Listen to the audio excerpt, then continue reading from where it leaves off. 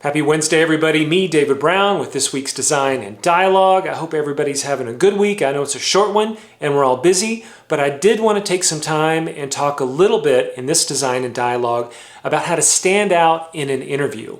And this goes for your first interview at a school or the C-suite interview at the end of your career. These 3 tips will help you really stand out, make a good impression, and get the offer, which is what we're all trying to do.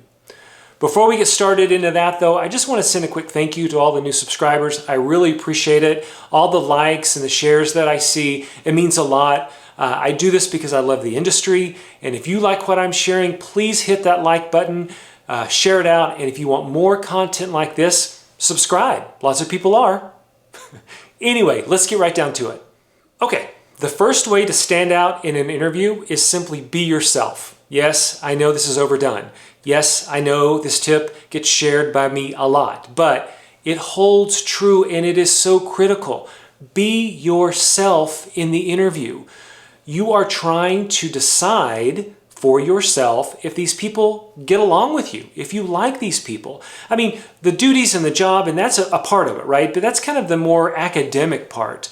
The emotional intelligence part of any interview is, do you get along with these people, and are you showing them the true you so they can get along with you? And if you're not doing that, if you're not really able to be yourself and talk about yourself in the moment of the interview, not only are you doing yourself a disservice, but you're doing the interviewers a disservice, because at the end of the day, success, offers, good job changes, all of that is not based on, can I do the duties? Do I have the experience? Do I have the right degree? It is about how you relate to the people you're meeting. So always be yourself. Okay, tip number 2. Know yourself. Now, it is different than being yourself.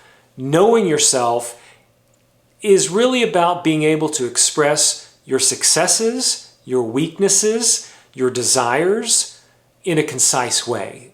Now, in the framework of an interview, you've got a great opportunity because you can really talk about past jobs, what you liked, what you didn't like, what you did well, where you exceeded, and even where maybe you fell short. Sharing all of those things in a clear and concise, honest way is really going to help you stand out in any interview. So as you're thinking about an interview, sit down, prepare for the interview. It is quite all right to write, have notes in front of you, take a moment, review your notes, answer with intent, answer with clarity, and answer concisely. But if you don't really know yourself, you're not going to be able to talk to yourself in a way that others can relate to. So this is a little bit about preparation.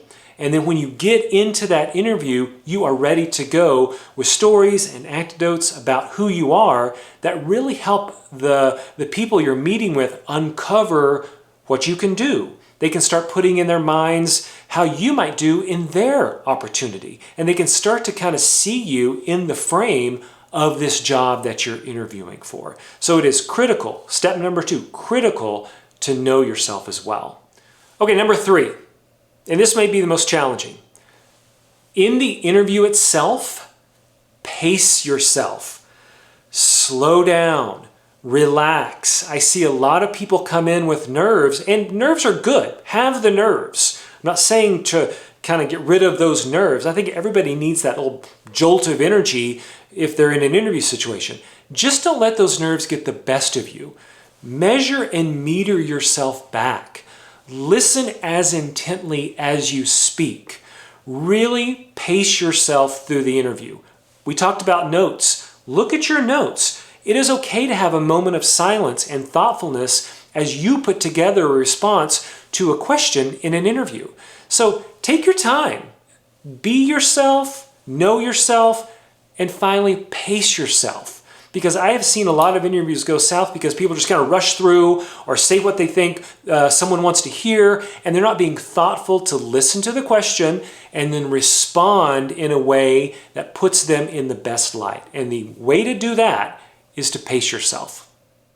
That's it, everybody. I hope you've had a enjoyable Wednesday with me, getting ready for those interviews. I know a lot of you are out there looking for your new opportunity. Fall is a great time to think about your career, where you want to go, and if you're on the right path. So as you get out there and interview, think about these things. Okay, I will see you next Wednesday with That Design and Dialogue. And until then, have a great day.